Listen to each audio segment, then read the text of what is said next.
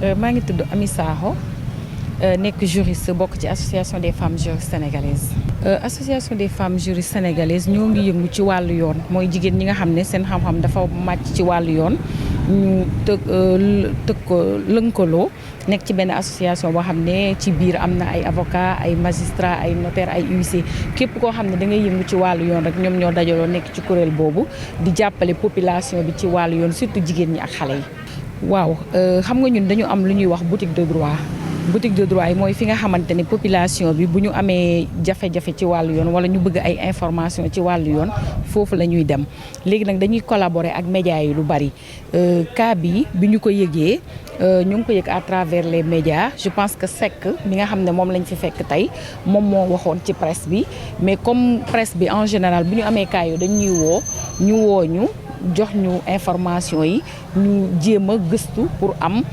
contact yi ak yooyu yëpp ci la ñu nag lëkkaloo ak sunu ay collègues yoo xam ne dañu nekk ci benn collectif féministe ñu ne on va appuyer ce cas comme on le fait tout le temps parce que je rappelle que association des femmes juristes mi fête na 50 ans année bi passée donc association bu yàgg la depuis 2008 mu am ay boutiques de droit mais on collabore avec toutes les organisations de la société civile donc bi ñu yëgee cas bi si la ñu créé benn groupe boo xam ne avec nos collègues féministes yi nga xamante ne dañu nekk ay activistes nekk ay féministes di yëngu ñoom tam ci àq ak yelleefu jigéen ñu ne pourquoi pas comme on a l'habitude de faire ñu dem ba foofu pour xam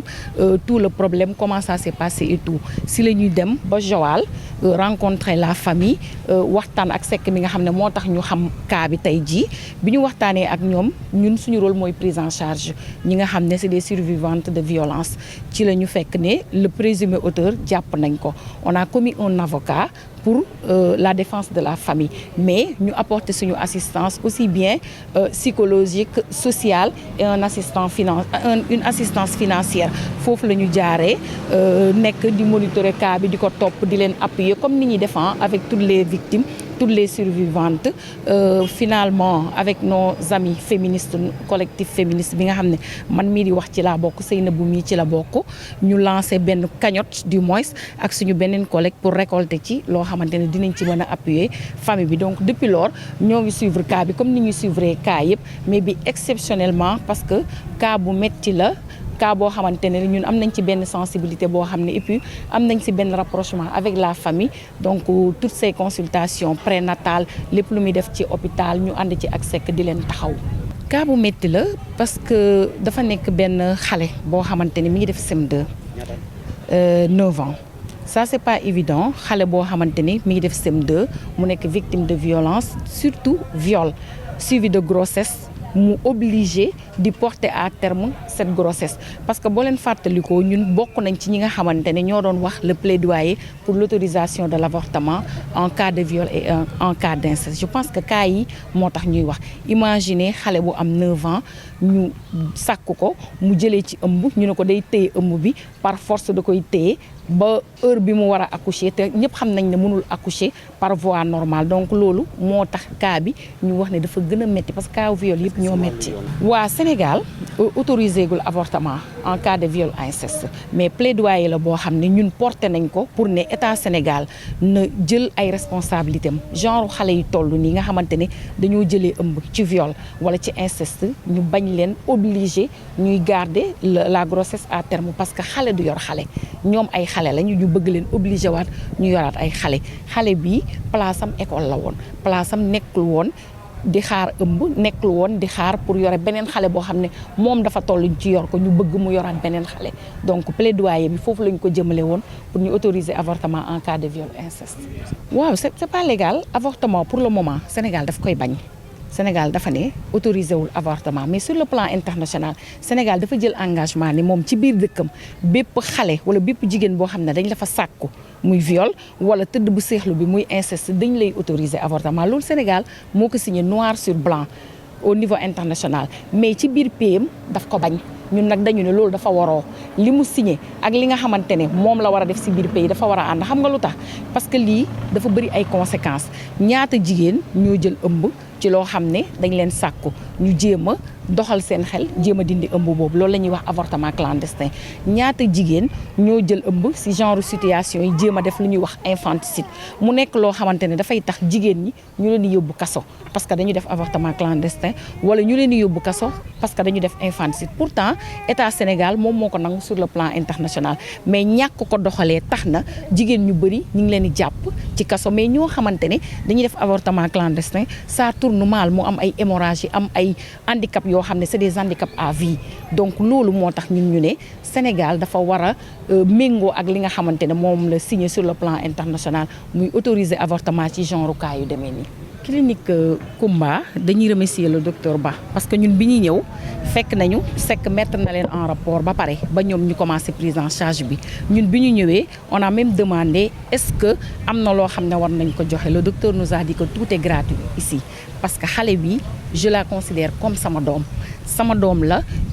pour des raisons humanitaires mais pour des raisons sanitaires dama koy jàppale dama koy taxaw ba mu am doom ci jàmm ak salaam donc mënuñu du dul remercier la clinique Koumba mais remercier Seck mi nga xamante ne tey cas bi fu mu egg ba nit ñi xam ko ba mën ci def seen ndimbal moom moo tax donc clinique Koumba vraiment dañ leen di remercier parce que depuis ñun bi ñu fekkee ñoom ñu ngi koy def prise en charge laaju ñu ci dërëm bàyyi nañ ci xel parce que effectivement depuis ñun bi ñu porté cas bi je pense que ñëpp yëg nañ ko ba le ministère de la femme à travers beaucoup de direction de la famille direction de l'équité et de l'égalité de genre ñoom def nañ déplacement ñëw ba fii appuyer ñoom tamit le cas joxe seen soutien lépp li nga xam ne war nañ ko ci def ñoom def nañ ko ci ñoom sax ñoo ko mettroon en rapport ak koo xamante ne daf koy suivre psychologiquement te boobu ba léegi juguñu ci ñoo ngi ciy taxaw moom elle est suivie psychologiquement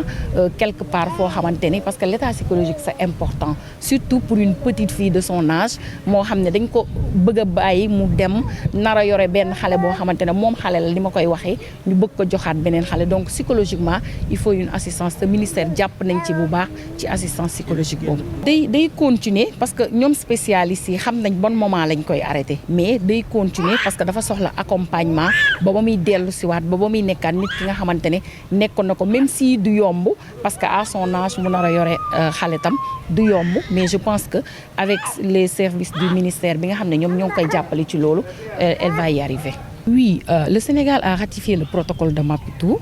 depuis 2004. Et dans notre constitution, selon l'article 98, il est dit que toutes les conventions, tous les protocoles dûment ratifiés ont une valeur supérieure sur les lois nationales. Ce qui veut dire que le Sénégal, quand il a ratifié le protocole de Maputo depuis 2004, devrait changer sa législation nationale.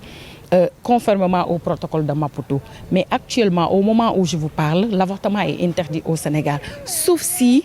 c'est pour sauver la vie de la femme. Et quand vous entendez la vie de la femme, moi je me dis que la vie c'est un ensemble. La vie c'est pas seulement physique, c'est un ensemble de bien-être. Une petite fille de 9 ans qu'on oblige à porter une grossesse à terme, je pense que c'est en violation avec la Constitution sénégalaise, c'est en violation avec les engagements de l'État sénégalais. Oui, c'est un cas de risque. Une jeune fille, une fillette, je dirais une fillette de 9 ans, qu'on oblige à porter une grossesse à terme, ça tout le monde sait que c'est une grossesse qui peut avoir des risques sur sa santé physique mais sur sa santé mentale. Mais malheureusement, pour le moment, le Sénégal n'autorise pas l'avortement. Donc, on l'a obligé à porter cette grossesse à terme. On lance un appel aux autorités sénégalaises, mais surtout à la population sénégalaise, pour leur dire que ce plaidoyer-là pour l'autorisation de l'avortement en cas de viol et d'inceste, c'est juste pour permettre aux survivantes de viol et d'inceste de pouvoir bénéficier de cet avortement-là qui est vital pour leur bien-être, qui est vital pour leur santé mentale. Loin de nous l'idée de chercher à pervertir qui que ce soit. Oui, quand on parle de l'autorisation de l'avortement, c'est un avortement qui est sécurisé, qui est fait par un prestataire qualifié. Mais c'est un avortement qui est autorisé à la suite d'un viol, d'où une audience contradictoire a eu lieu, où le juge prononce carrément le viol ou bien l'inceste après une audience contradictoire. Ça veut dire que ça ne peut pas être une porte ouverte pour tout le monde pour demander l'avortement médicalisé. C'est un avortement qui sera sécurisé, encadré.